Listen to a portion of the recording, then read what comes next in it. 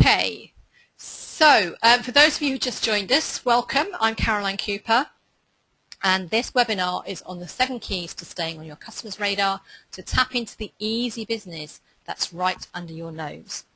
And why do I say it's easy? Well, I think it's just so sad that people put all this effort, energy, and money into getting new customers and then don't do everything in their power to make sure that those customers stay with them. Which means it's very frustrating for you when it's like a sort of endless process of getting in new customers. And of course we all have to get in new customers, but the more of the existing customers that we can get to stay with us, the better. Otherwise it's such a tragic waste. So for those of you who are joining me on one of these webinars for the first time, I'm just going to go through some domestics so that you know how to contribute today. You'll see on the right hand side of your screen there'll be a control panel, and 2 things that you'll be able to do. First of all, if you can't see the control panel, then just look for the little white arrow that's on a red background, which if you can't see the control panel, you'll probably need to, that arrow will be facing in the way just to make sure it's popped out. And if you would like to raise your hands at any point, if I ask a question, if I have a poll, just to raise your hand, you'll see a little hand like this one here. So just to stick that up if you need to, and then you'll also see a space for you to write questions. So either questions or if I ask for a comment. I won't guarantee that I will respond to those questions straight away. It depends where they come, and sometimes I'll see questions in there are things that I'm going to cover a little bit later on. So for the sake of just keeping things moving, keeping things fluid, I may deal with all of those questions in one hit towards the end, so forgive me if I don't answer your questions straight away. Equally, if you have a problem with anything, obviously if you can't see the screen it's difficult to put anything in there, but if the audio goes, anything like that, then just pop something in there and then I'll know that if anything's gone astray. So what are we going to be covering today? As I said, I just feel it's such a waste when people don't put as much energy and effort into getting their existing customers coming back again as they do into getting new customers. So what are the 5 things that we're going to look at today? Well, first of all, the one thing that you absolutely must get right before your customers will really take you seriously.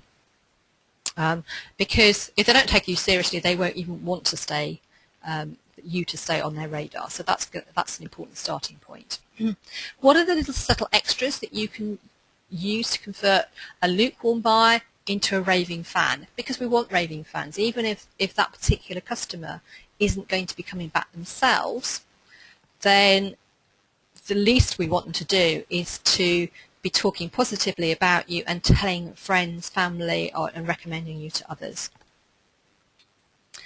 What's the quickest, simplest and most effective way to make a connection after people have bought from you or you've concluded their business? Because it's so easy to see people go out the door and you think, oh, how am I going to approach them to start talking about any particular follow-up? We're going to be looking at 10 simple ways to stay engaged with your customers so that you can keep their attention. So once they've left you, walked out the door, once they've bought from you, you want to keep that engagement. So how are we going to do that? And finally, how to sustain and remain on their radar so that you're in a position that you can win more sales. So that after this, you'll be able to identify easy ways to implement opportunities for you in your business and get started on thinking about how you can get more repeat business as a result. And as an absolute minimum, I would love all of you on this call today, or on this webinar today, to spot at least 2 things that you can start to do tomorrow that you can put into practice. Now, because we've only got 60 minutes on this particular call, I'm going to be sharing ideas today which are relevant to any business. But for those of you who want to take this further, I'm going to be telling you how you can do this, because actually it's my birthday tomorrow and I've got a little treat for you which you may be interested in, which I'd say won't cost you a dime. So those of you who don't know me, I can see that there are some people on the call who may not already know me. I'm Caroline Cooper. I've got 28 years experience in training and operations, predominantly in hospitality and tourism businesses. My last corporate role was of head of training for an international contract catering company where I had responsibility for some 55,000 employees in terms of their training and development.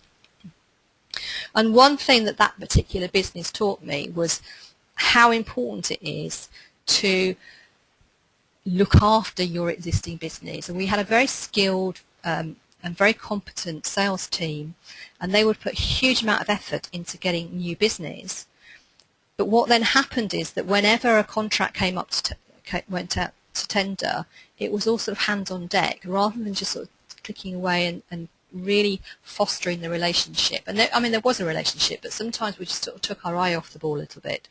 So one of the last projects that I was involved in before I left there was something called Clients for Life, which was all about business retention and keeping hold of those very valuable existing contracts, which in that context was actually, they were worth, you know, millions, multi-millions of pounds. In more recent years, so that's 9 years since I left there, in more recent years I've been very hands-on, homed in particularly on marketing, initially with hospitality and hotels, hence the Hotel Success Handbook, which you can see there, which is a book I had published 3.5 years ago. And now I focus specifically on retention and the customer experience and customer service. So I get to speak a lot at events, I write a lot of articles, but the key thing that I do is training.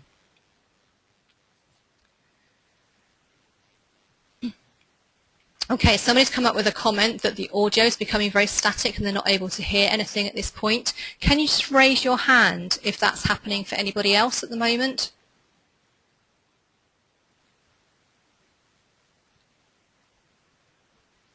No. Penzola, I think that's probably only just you. You might want to just, let me just write a little response in here for you. So just bear with me, everybody else. All right, okay, it's become static when you place images on it. Right, fine, okay. That's probably the busiest slide that we'll have, so hopefully, Penzola, it'll be okay from now on. Great, thank you for letting me know. You can hear me now. Okay, so that's a little bit about me. In terms of what I now do, as I say, the majority of what I do is now training.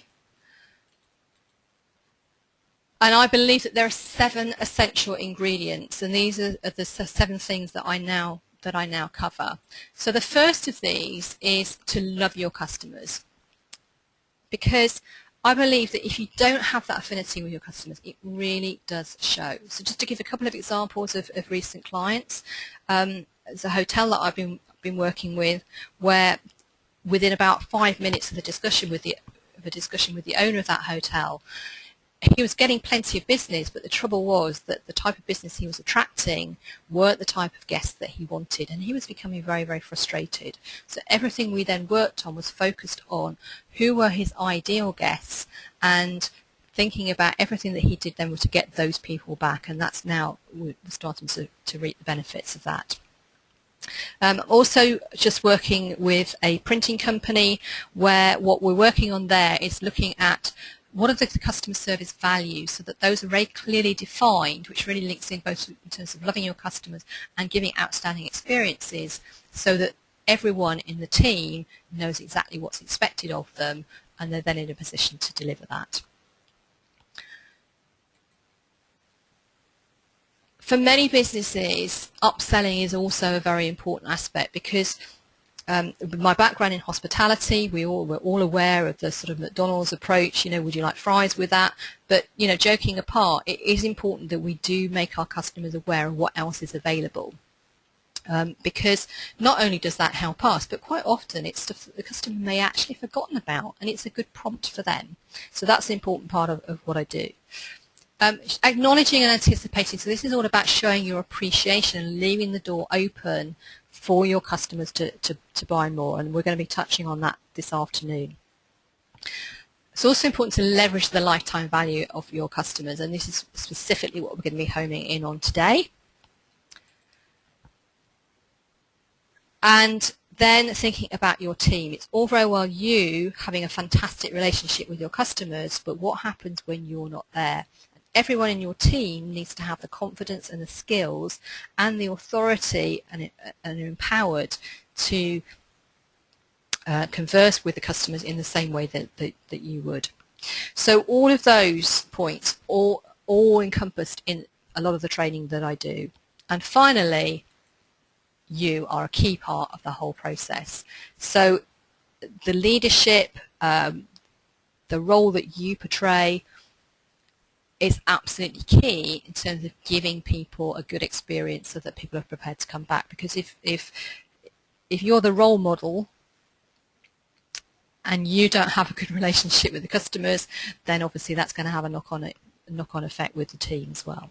So let's get down to today's topic, which is all about staying on your customer's radar. So first of all, why is it so important? Why do we need to be staying on your customer's radar?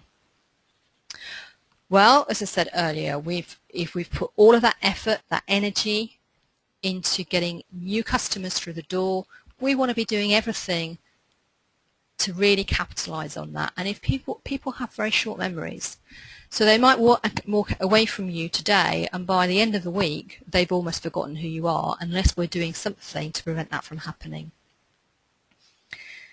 It's also about building credibility and trust with your customers. So it's not necessarily just while they're doing business with you, because quite often somebody will hear about you way before they start to trade with you or start to do business with you. So it's building that up in the early days of the relationship. And after they bought from you, is continuing to build that trust and that credibility. And one of the questions that I just ask you to think about is, how much does it actually cost you in time, resources and effort for each new customer? And if you don't know the answer to that question, that's a little sum that you might want to be doing, because a lot of what we're going to talk about today, 90% of it won't cost you anything, but there will be some potential cost implications and some time implications. And what I sometimes hear business owners doing is saying, oh no, I couldn't do that, that costs us too much. But if you benchmark that against what they're investing in marketing to get new business, it makes absolute sense to actually divert some of that time and effort and investment into maintaining their existing customers. They already have a relationship. So let's go on to have a look at this 7 keys for staying on your customer's radar so that you can tap into that easy business. So the first thing is to start building a database. Now, people say, oh, well, you know, I haven't got anything, I haven't got a database. Well, it's never too late to start. The sooner you start, the easier it's going to be. So start collecting that data. So first thing is actually to start to gather contact details. And I would strongly urge that this is what is called growing your list organically rather than going out and buying a list. So in other words, growing your list organically is when somebody actually willingly shares their information with you, either an existing customer or potential customer or prospect, rather than you going to a list broker and buying a list. My experience of buying lists has not been a good one. The danger of buying a list is that you don't know where that list has come from, whether or not people have given permission to receive data from anybody. You don't know how up to date it is. I made the mistake a few years ago of buying a list, and it was supposed to be all personal email addresses, and they were all generic email addresses like info at, inquiries at. So of course they weren't going to decision makers. So for me, complete waste of money. And I've heard a few horror stories from other people as well who have bought lists. So unless you are absolutely 100% confident about where that list has come from, I would steer well away from that, from buying lists. In terms of somebody's asked a question about, do we need to register your list? If somebody has willingly shared their data with you, then you don't have a problem actually registering that list. So if somebody's opted in, I mean, everybody who's on this call today will have opted in at some stage, either if you've just called opted in for this particular call, or you've opted into one of my lists for receiving information from you. Well, you've all opted in. So effectively, you've agreed now for me to contact you. But there's a slight difference to that is that when you actually just receive somebody's business card, I go to a lot of networking. And I have to say that I get a little bit cheesed off when somebody's got my business card and they automatically add me to their list without asking me first. Now, all it takes is, oh, thank you very much. Would you be happy for me to add you to your list? And if they say yes, then that's fine. And just make a note on the card that you're going to email them or add them to your list. The other thing with that is just have something that's really easy for somebody to unsubscribe. So if you look at anything that I send out, there will always be something at the bottom of that will give you an option to unsubscribe really easily. And of course, when you look at all the spam stuff that you get, very often there's no option there to opt out, and that's the problem, and it's really irritating for the user. So you lose credibility straight off. Think also, so just sorry, before we move on to that, just thinking about how you can gather that information. So it might through an inquiry, it might through a sign up, it might be through business cards where you've actually had a conversation about adding people to your list. It may also be about you phoning your existing customers, because if you're starting from a base of nothing, don't be afraid to pick up the phone and say, look, I'm about to start building up my database, or I'm about to start doing a monthly update, tips, ideas, whatever it is. Would you be happy to be on that list? And if they're an existing customer, 9 times out of 10, they're going to say yes. But it just makes it a lot easier then when you come to contacting them.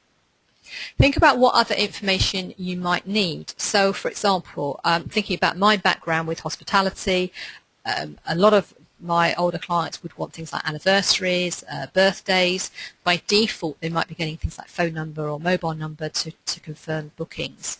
But it might be capturing what products they've bought, what services they've bought, what they've inquired about. Although a word of caution here, because if you're asked for everything but your inside leg measurement when you sign up for something, that's going to be very off-putting for people. So it might be that you actually build up that data over a period of time once people have actually feel a little bit more comfortable with sharing their information with you. Think about how you're going to segment your list. So, for example, it could be by the products that they've bought. If you think about the type of information that people might want, you've got the distinction with something that maybe is just at this stage an inquiry, somebody that's spent £10 with you, somebody that's spent £10,000 with you. You're going to want to have those in different categories. So think about how you're going to segment your list. And then finally think about how you're going to store the data. Now, the image here is of a little Rolodex thing. If that's all you've got, that's better than nothing. My only concern with something like that is just how secure it is, because if you think about it, this is people's personal information here. So going back to Liz's question about registering your list, you've got to think about the information that you're collecting. So you need to keep it secure.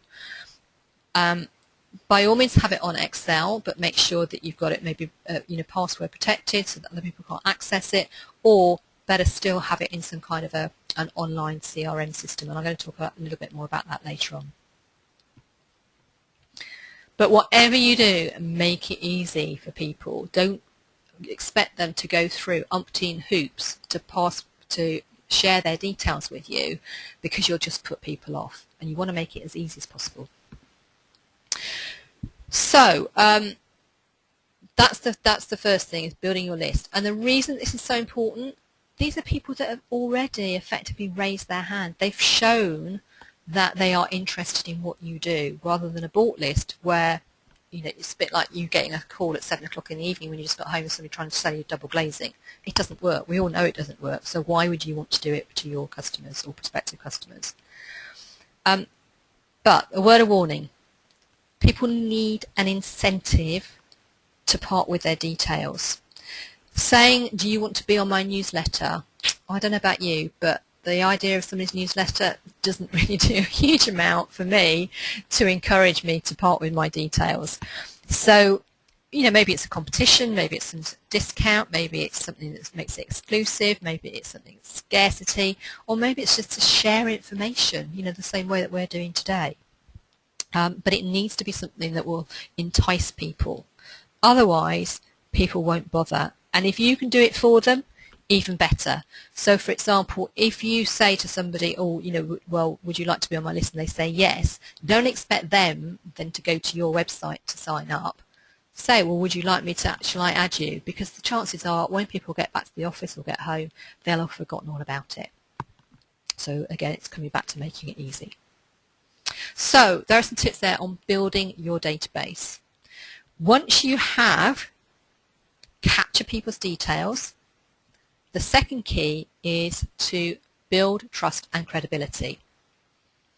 Because what you're aiming to do is to, you want to avoid that buyer's remorse. So how do we do this? Well, the first thing is to respond. You know how it is when you've signed up for something and you think, I don't know what I've just signed up to, get no confirmation. I was having a bit of a purge recently on garden centres. And I signed up for quite a few lists. And some of them, probably six weeks, 2 months later, I still haven't heard anything from. I've had nothing. So I don't know whether I'm on their list or not. And the thing is that by the time I get an email from them, I will have forgotten all about it. So I'm probably just going to press delete or hit the spam, mark it as spam. Make sure that you respond promptly and make sure that you confirm with people what it is that we signed up to. So if you've added them yourself to the list, they should then get something so that they know, I spoke to so-and-so, they said they were going to add me to the list. I now know that I'm on that list. Start asking the right questions. So this is a way to start engaging with your audience fairly early on. And so you start to make it two-way if you can. As I know that we're putting an emphasis on email marketing, but it might not be email marketing. It might just be somebody making an inquiry about something. Find out what's the occasion, what is it that they actually want. And the more you ask the right questions, the more that's going to build credibility for you. Use it as a way to start informing people, because this again will help with your credibility. So, for example, if somebody's inquired about something, how are things progressing? Letting people know if there's a blip or there's a problem. If they're coming to meet you for the first time, maybe give them some tips of the types of things that they can bring so that they're going to get their money's worth or they're going to get most value from it. Maybe little tips about their journey. Where I am, we've had a few road closures around us recently. So, telling clients that that's happening helps to avoid this, frustration when they get caught in traffic or get caught in roadworks or road closures. And you might use it also to educate people in the same way that I'm educating in effect now. So just if those of you who are already on my mailing list, every time I send out something, I always have like a main article, and I have this week's top tip or today's top tip. So it's all a way of educating, which is all about building credibility. So it might be frequently asked questions, it might be useful information, anything that would demonstrate your knowledge. So if you're a hospitality establishment, it might be recipes. If you are a sports venue or sports tuition, it could be some techniques that you use that will perfect their golf swing or whatever it might be. Anything that will put you in a good light for your customer, but also give them something that's of value to them. So this is important for I see as 5 reasons. First of all, it helps to avoid that buyer's remorse. People know as soon as possible what they're going to be getting, and it's just reassuring for people. It creates a great first impression. If you don't get that first impression, you're going to be on the back foot before you've even started to do business with these people. It adds value. And it doesn't have to be, so, talking about adding value, everything I've talked about doesn't cost anything, but from the customer's point of view, it adds value. It helps to build rapport. You're starting to engage with your customer. They are starting to get a feel for you and how you work, your language, your style. And most importantly, it enables you to get to a point where your customers will start to take you seriously. You'll be seen as a serious player in this market, rather than somebody that just happens to have, captured their details and then done nothing with it, or worse still, start spamming them, which I'm sure that none of you would do. So we've looked at building your database, we've looked at building trust and credibility. And the building trust and credibility is all about first impressions. So we also need to be thinking about last impressions. So let's now fast forward to somebody now has done some business with you, and be that remotely or in person, via post or whatever. We want to, first of all, give them something that is remarkable, something that remarkable is all about, giving people something to remark on. Give them something that's a little personal touch, something that they're going to remember you by. And what's just as important is the fond farewell. That very last thing that people see or hear or feel when they're doing business with you. I often think about, when you maybe go out the back door, there's a quicker route here, they're laden down with all of their goods, or go out the back door and they go past a storeroom that looks an absolute tip. Or they overhear a conversation from your staff moaning about how busy they've been. What hard work it's been. The customer doesn't want to hear that. What's the last thing maybe that they, what's the last encounter that they have? Is it trying to get out of your car park and it's a real performance because the people have double parked, or they just can't get out onto the main road, any of those types of things. So just think about the last experience that your customers will get, because it's going to be the very last thing that they remember. So when people have actually, once they get home or back to their office, those last few seconds, that's what they remember. It doesn't matter how good your service is, how good the product is, they will remember how frustrated they were or how cross they were about something that in those last few minutes. So how else can we do this? Well, here are a few examples. First, we'll do something that's a little bit unexpected. One hotel that I work with, do you know what they do? They go and scrape the ice off people's cars. Not obviously at this time of year when it's sweltering hot, but in the winter, just enables people to get away that little bit quicker. I don't know if any of you have heard me talk about glue. Glue stands for giving little unexpected extras. Not things that cost you a lot of money, they are things that just add that perception of value that your customers will remember. Tune into their personal circumstances. So are they in a hurry? Do we need to speed things up for them?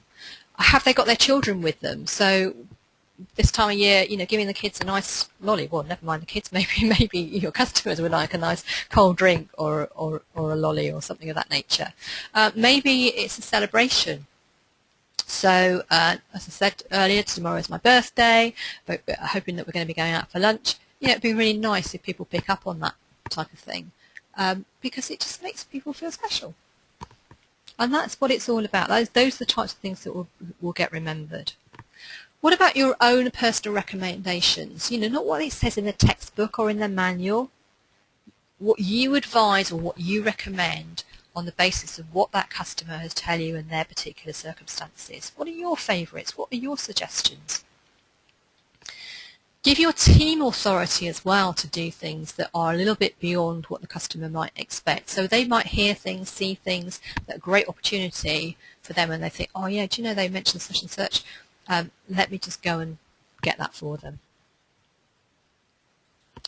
Personalised mementos, and you might have some things which are very prescriptive already, but we've talked about the weather, we've talked about people's own circumstances.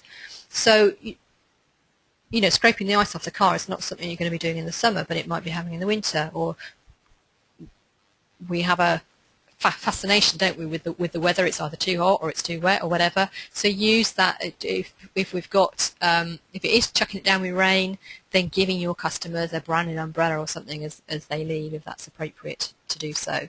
Little goodie bags for them to have in the car, little quizzes for the kids or something to get the kids active. And the whole thing about these is that it's about value rather than a cost to you. So it's that perception of value. And finally, a sincere thank you. That goes such a long way. It's so easy to sort of just do it rote fashion, have a nice day now. And it means absolutely nothing. Showing with your body language, your eye contact, your tone, that you really appreciate somebody's custom. Which brings us quite nicely on to point number 4, which is about showing your appreciation. So how do we do this? Well, the first is that we actually do say thank you, as we talked about. And just to give 2 examples of businesses that I deal with who are really good at this, I think most of us will be able to relate to Amazon, are fantastic about showing their appreciation and following up. For those of you not in the UK, you won't be familiar with this, but those of you UK-based, Ocado, which is a delivery service for groceries, fantastic, and they always remember anniversaries, birthdays, which is great. It's a lovely little touch that they've captured that information. Now, they're both online retailers, but even when you're a face-to-face business, equate this to how much people spend with you, but just having something that says thank you other than a verbal thank you as people go out the door. And the simplest way of doing this is a little thank you card. Now, I know that if you've got thousands of people coming through if you're, for example, a tourist attraction, you've got thousands of people coming through your gate, you can't do that for everybody, but you can certainly do it for the group bookings. If you are a consultant or somebody that works on a one-to-one basis, then a little thank you card at various points just says such a lot.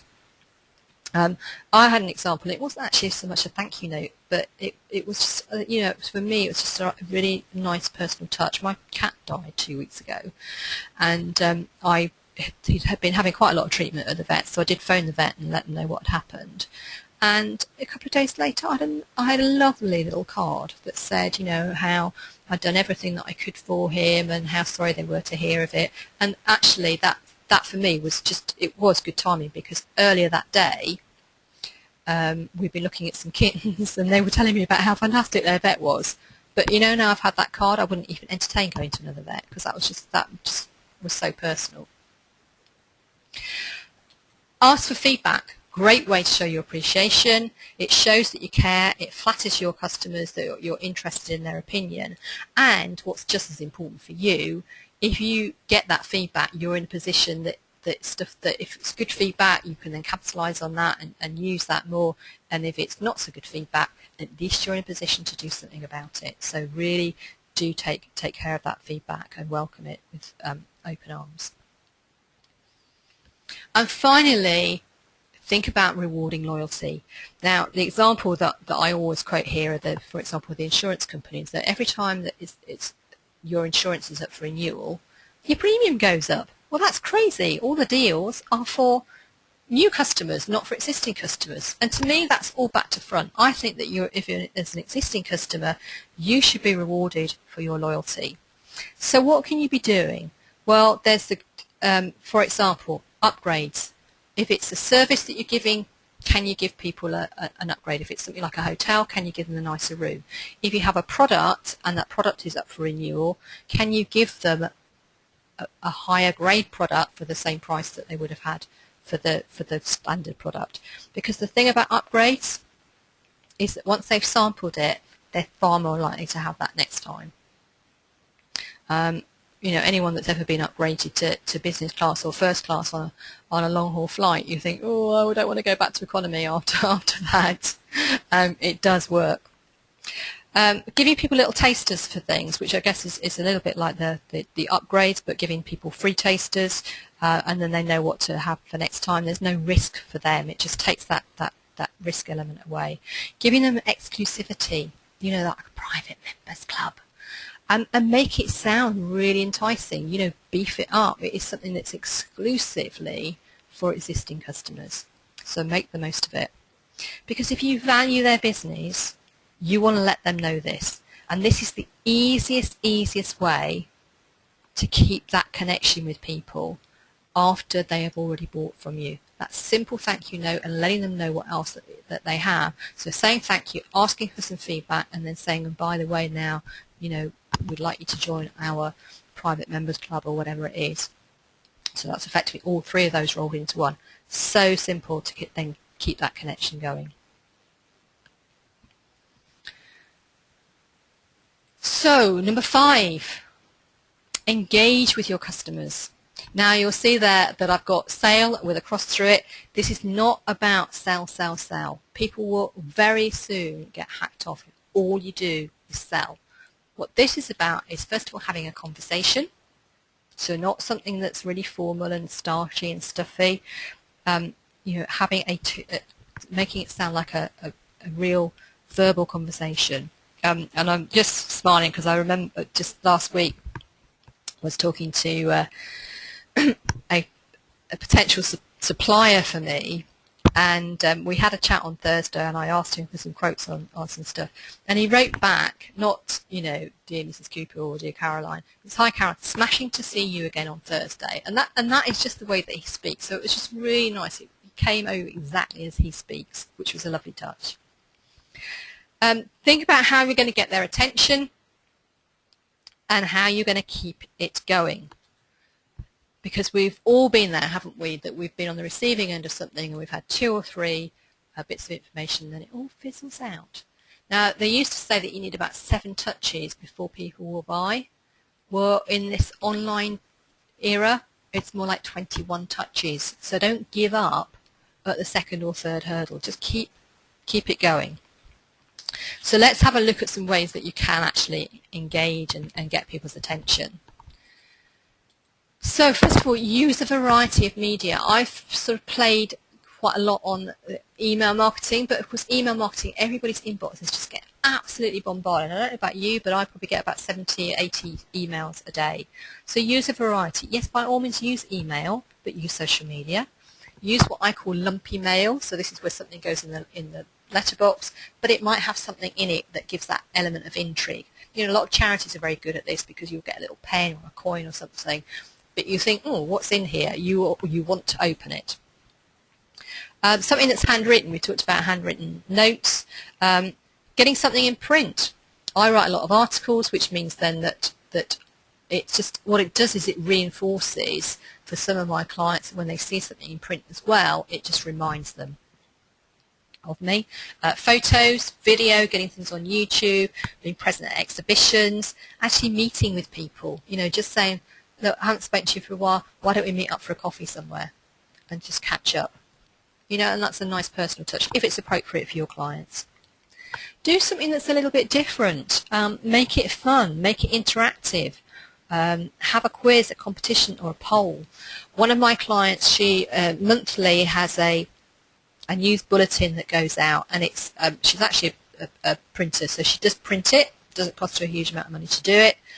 Quite simple. She welcomes new clients, but every month she has a competition, and people love it because it's a nice prize, and then they get their name in print. It also gives them something to write out about in between the newsletters or the news bulletins, because she says about who the winner is. In fact, I had an email from her this morning just announcing the July winner. So that's a nice touch, and nice for the clients as well who get their names mentioned. Make it conversational. So I mentioned about this supplier and the way that he talks. Talk as if you're talking to one person to make it conversational rather than, hello everybody. You make them feel like they're the only person reading it. Think about their celebrations. So if you have details of things like birthdays, anniversaries, then use that. One of my clients, the client I went to see today, they've just moved offices, so that's a great opportunity for me to congratulate her on their and actually beautiful offices that they've got. But it might also be your celebrations. What are your accolades? What are your awards? What things are happening in your world that actually add a credibility to you that you can then tell your audience or your clients, prospects, customers about. Let your personality show through. I mentioned Ian with the, smashing to see you again. That's the way that he speaks. Your team are unique to you. So, even if what you offer is exactly the same as 2 or 3 other businesses that you're competing with, your team and you are unique. So talk about your team, talk about you, and let your team, let their personality show through in anything that you send out to your clients. Find shared interests with your clients. Anyone that knows me well will know that I'm a very keen gardener. Easy way to get my attention is talk about gardens. My husband's sales, so talking about sales. So if you can find something that you've got in common or there's a shared interest, tap into that and use that.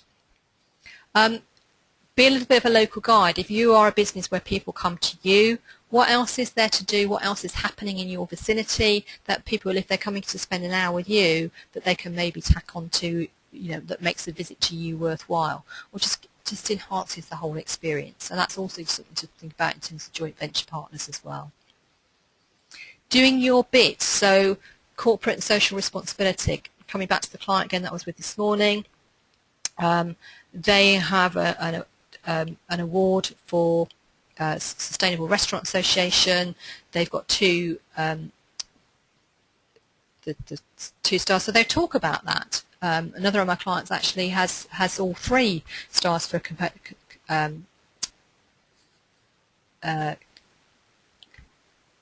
sorry, I got my blank here. What it's called? Sustainable Restaurant Association. Sorry, my mind just went blank then.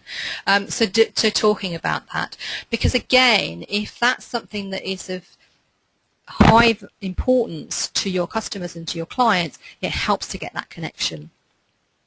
Talk about what you're doing, so what's happening in the studio, in the kitchen, or in the drawing board, so new menus, your new offices, new products, new services, and if it's something that's still being developed, still talk about it, create that little bit of intrigue, a little bit of a lead up, so that when you actually announce it, that you've already whet their appetite.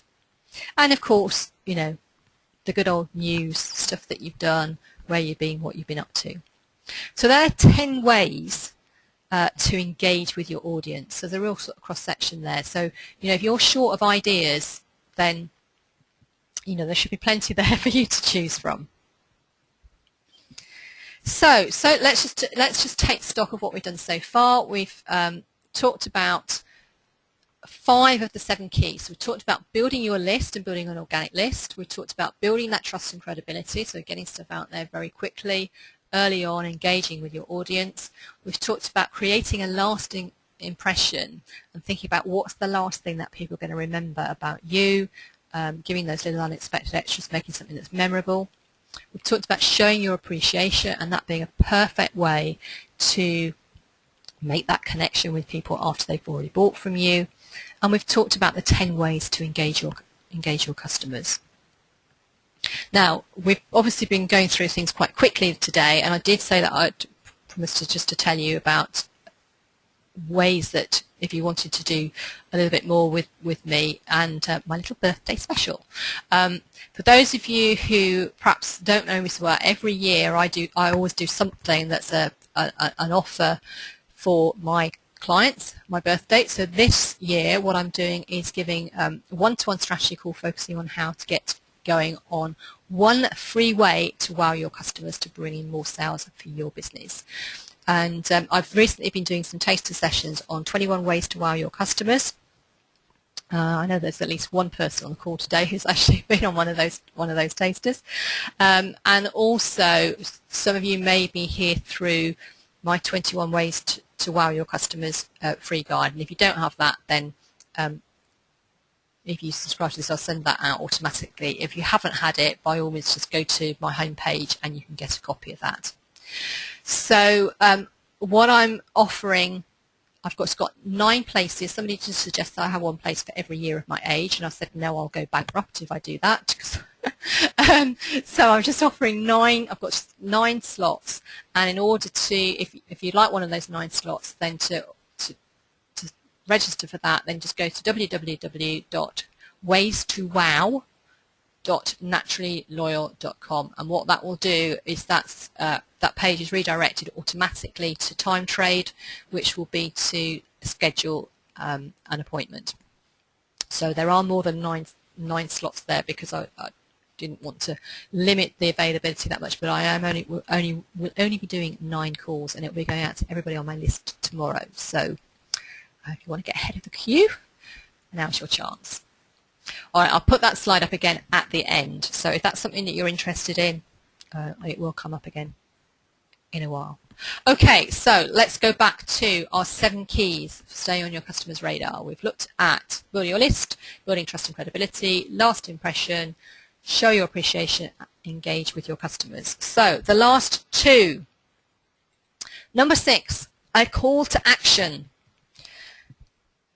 You want to get your customers to be doing something as a result of staying in touch. So you want to get things read, and you want to get a response, and you want to be either getting people back, or you want them to be recommending you to others. But sometimes you have to spell it out to them what you want. So what do we do? Well, how do we go about this? Well, the first thing is really define what your objective is. Is your objective with that customer communication just to add to your credibility, telling them about stuff that you've done? Is it to inform them, so to share ideas, a little bit like we're doing today, or is it to get them to buy? Now, for me today, this isn't about getting you to buy anything. All I'm doing is sharing information, which I hope actually satisfies the first 2 in terms of credibility, and for you to get some information. So that's my objective. So have that firmly in your mind, what you want to achieve as a result of communicating with your customers. Think about who it's coming from. Now, you will notice that everything that comes from me comes from Caroline Cooper. So it doesn't come from Naturally Loyal. It doesn't come from my old business name, which was Zero Coaching. It doesn't come from GoToWebinar, although having said that, I think the automatic reminders do come up as GoToWebinar. And the thing is that if you have a number of people who work for you, either remotely or directly in your office, and stuff's going out with different names, people get suspicious because they think, I don't recognize that name. Spam, spam, delete, delete, delete. And of course, that's not what you want. That's not the objective. So decide on a name. It could be your business name, or it could be your own personal name, but just be consistent with what it is so that people recognize it. Don't raise their suspicion. Make it something that's compelling. So I have a snappy subject line. We've already mentioned not having something like newsletter, July newsletter, August newsletter, deadly boring, not likely to get many opens. So have something that's a bit catchy, maybe a question. It could be something, a couple of weeks ago I had something which I thought, something that almost makes you feel uncomfortable. I sent something out that said, are your trousers getting too tight, or do your trousers feel too tight? But I had loads of responses about that, because people look normally that not read it thinking, what the heck's this? And that's what you want to prompt, is that, oh, what's this about then? Prompting that curiosity, so get people opening things. Making it eye-catching.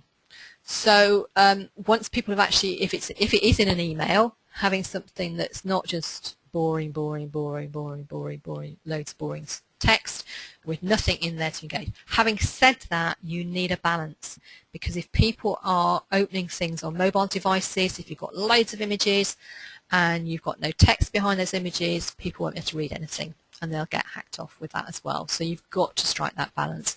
So if you've got an iPhone or an iPad or a smartphone, look at how it reads on your phone, because more and more people now are reading stuff on their phone, or opening web pages, whatever, on their phone. So have a look to see how it appears. Think about the timing.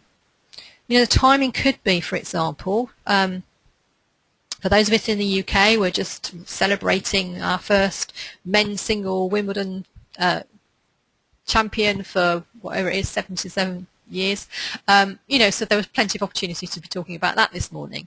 But it might also be the type of frame of mind that people are in. Bearing in mind, if your audience are business people, Friday afternoon, if it's something that's a bit chatty and a bit light, Friday afternoon might be a really good time. But conversely, if it's very business-like, Friday afternoon might be the worst time because actually people are on wind down and thinking about their weekend. So you'll know your audience. So just think about when are they going to be most receptive. You need an incentive for people to act. So what's the result of them not taking the action that you want them to? Will they miss out? So are there going to be some deadlines? Or it could be an incentive. Maybe what you're talking about today isn't of interest, but what you're going to be talking about tomorrow or next week will be of interest. So you want people to give people an incentive not to unsubscribe or come off your list. And then make it blatantly obvious what you want people to do next. Now, sometimes the call to action is so hidden, it's impossible to find. Or sometimes people just forget about it altogether. You know, somebody showed me something a couple of weeks ago. It was a postcard that obviously cost the organisation a fair bit to send out. There wasn't a phone number, there wasn't a web address, and there wasn't an email address. So nobody knew what to do. Crazy. How were they expecting to get anybody to do anything as a result of sending it out? So do check that. But make sure that you give people not the one option, because it could be that people would prefer to pick up the phone than to go online, you know, if they haven't got access to the internet at that particular point. But don't give people so many different options that it's then like, should I do this or should I do that? You want to, if you're coming back to your objectives, have a very clear objective, but maybe give two or three people, give people 2 or 3 options of how to achieve that same objective, if that makes sense. So whether it's click, email, you know, make sure you've got somewhere to click, a phone number and an email is generally going to be the 3 main ones. So that's all about call to action, and you know, never underestimate how important that aspect is. So do make it clear. And then finally, our last one, but I'm sure that we all think about, you know, it can be really hard work. Well, it will be hard work if you don't have a system. So my definition of a system is something that saves you stress, time, energy, and money. And I think in the original definition, S stood for something else, but I think that, you know, if you don't have a system, you do get stressed about things. So that to me is very important. So you need to be able to sustain that momentum, not to give up after 3 weeks or after 2 hits with a customer. So how do you do that? Well, first of all, you want to make use of the data that you've collected. Use it to get in front of people. I am amazed the number of people, they capture the details and then they don't hear from them for 3 months. Well, that's just, that's crazy. So use it to get in front of them. Now, the question that I often get asked is, oh, well, you know, how do I strike that balance between, you know, being seen as a spammer and getting my message out there? I don't want to be sending out stuff all the time because people will just get hacked off. My view on that is, if you're giving people something of value that they want to read or that they want to hear, then you're not going to be branded as a spammer. They'll be happy to get it from you. And you think about how many people buy a magazine every week or every month, and they buy it because they're interested in what there is in there. So think of it in that way. And, you know, I don't get too hung up if I get a few unsubscribes, and it is only a few. It's a you know, fraction of percentage of people that unsubscribe whenever I send anything out, which, you know, either that just, and I know that stuff's getting through because I can see it and I can see the open rate, but don't get hung up because they are people that are never going to buy from you anyway. And wouldn't it be better to be only stuff getting through to people that are genuinely interested in what you do? Now, obviously, if you send something out and you get like 50% of your list unsubscribed, then you know that you've done something wrong. But, you know, do use that list once you've built it up. Safeguard your list. We touched on this earlier. Using a web-based format is going to be the safest option for you, because that means that, heaven forbid, you lose your laptop, you know, you leave it on the tube, or somebody breaks into your office and steals your computer. You have still got access to all of those things. And equally, that person who has stolen your equipment doesn't get access to it because they won't be able to get hold of it. So that safeguards it for you. It also means that if you've got a team, that other people can access it, they don't have to be in the same office as you, that you're just using web-based or cloud-based data, which then other people can access from wherever they are. Particularly useful if, for example, you're using a virtual assistant or somebody that's based in a different area to you. Automate as much as possible. So if you think about, everybody that's on this call today, if you think about when you signed up for this, you've got automatic confirmation. You would have had automatically 24 hours beforehand a reminder from GoToWebinar that you were registered for this call, and then you would have had another reminder an hour beforehand. I don't do that. The system does that. Equally, when you signed up for my list originally, yes, I have set all of these things up, but that's what's called an autoresponder. So the more you can automate, the better. However, there is a little bit of a caveat between automation. There is the automation that is like, this is the bog standard that the system says, and then there's the automation that you've then personalized. So my recommendation to you is that although you have it automated, you still need to add your personality to what you send out. So it might go out automatically, but have it if you're a chatty type of person, if that's the way that you are, put that into you can edit the automated emails. Put that in. Have a strategy. So this is, what are you going to be doing? Where are you going to be doing it? How often are you going to be doing it? When are you going to be doing it? So that everything links together. So, for example, let's say that you've got an event coming up when you are going to be speaking. I was speaking last week at a Tourism Society event, and then you can then be using other things then that complement what you're doing. So you might mention it on social media, you might have something on YouTube, you might have something in your blog, you might have something in your newsletter, in articles, PR, wherever it is, so that it looks as if it's all joined up. So it's sort of integrated. And the beauty of that is that you don't have to reinvent the wheel, because what you're effectively doing is you're repurposing the same information, but just having it going out in different channels that will appeal to different types of people. All of you today are on a webinar, but that doesn't suit everybody. Some people prefer to see a YouTube video. Some people prefer just to read newsletters. Some people will prefer to have things over the phone. So have a strategy in place that things will then complement one another, so it's all sort of streamlined together. And then finally, in light of that, plan ahead. So if you've got something that would appeal to your audience at a particular moment in time, plan how you're going to get there. So, for example, in the UK, we're just about to start our summer holidays. So if you've got something which is relevant, let's say, to school children, or when they're on holiday, then you've now got a window of about 10 days to do anything if you're going to target people while they're still at school. So if it's teachers, for example, you've only got a very, very small window in order to do that while people are still working. Equally, you might want to hit that same audience while they're not working. So you've then effectively got a sort of 6-week window in order to do that over the summer holidays from the middle of July to the beginning of September.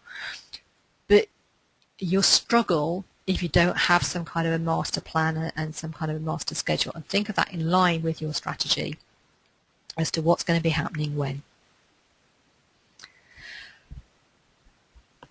So with all of this, do remember, out of sight is out of mind. And you could be offering your customers the most fantastic experience, but you want to keep them remembering that fantastic experience that they had with you, so that when they get asked for a recommendation, you are the person that comes to front of mind. Next time they need your services, you are the person, you are the business that comes front of mind. When they need something more, or they need something that maybe complements what they've already had from you, you are the person that they come to first to find out whether or not you do it, or whether you can recommend somebody. So stay front of mind by building your list so that you can then stay in touch with people. Build that trust and credibility, so that first impression is really good and they'll want to continue to have stuff from you. But that last impression is fantastic, that they don't want to just close the door on you straight away. Show your appreciation, just saying thank you, getting some feedback from them, and having something that is exclusive to reward their loyalty. Engaging with, so continuing to engage over a period of time, so it's not just a one-hit wonder. Having that call to action there to make sure that it's clear to them what they have to do next, and having a system in place. Okay, so those are the 7 keys. I'm very conscious of time, but I would like an opportunity to ask questions, and I can see that I have a couple of questions here already.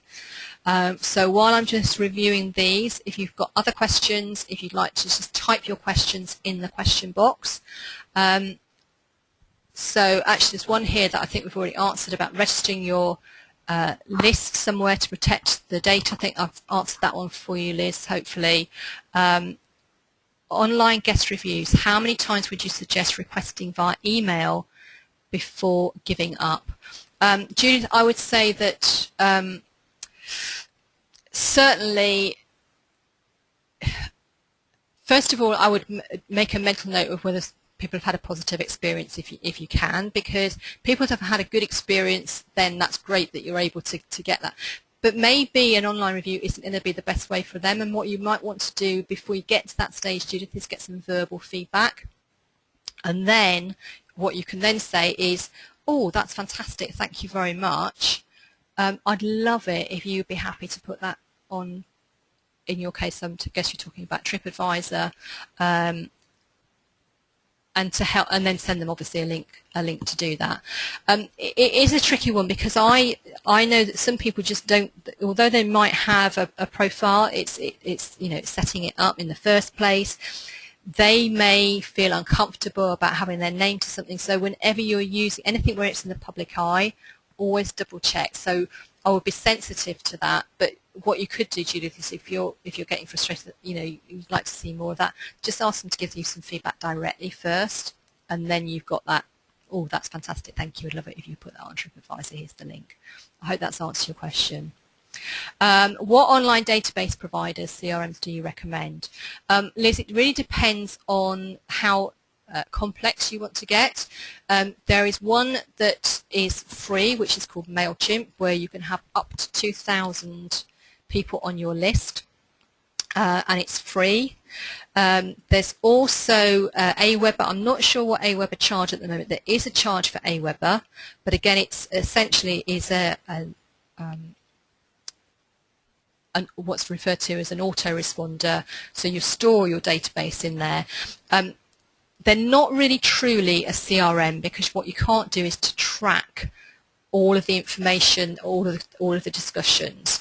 I use something called One Shopping Cart. What One Shopping Cart allows you to do is it also allows you to take payments online or to have products online, which some of you I know will be aware of. The big daddy of them all is something called Infusionsoft. It is around it. I mean, you need the volumes. It's quite a sophisticated system. Everybody that has it absolutely raves about it, but it is quite costly, and that truly is a CRM system and will document everything for you.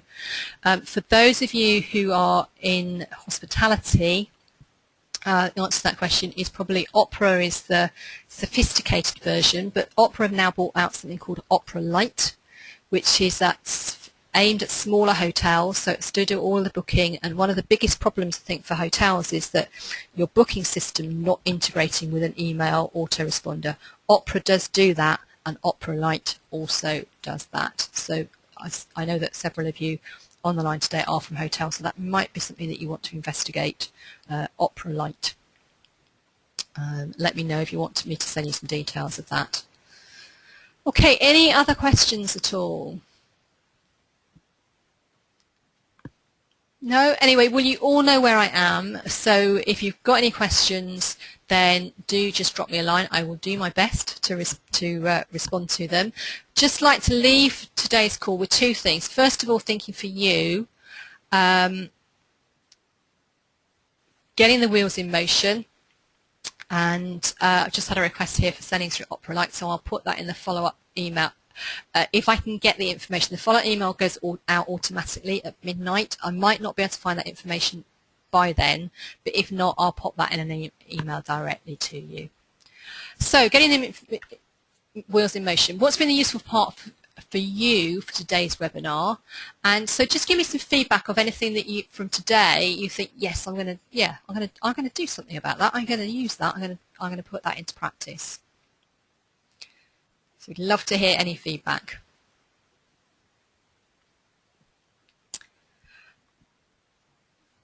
All right, and finally, if you're interested in one of the one-to-one strategy calls focusing on how to utilize, just take on board one of the 21 ways to wow your customers, an opportunity just to home in on one of those in depth, how might I implement that in my own business?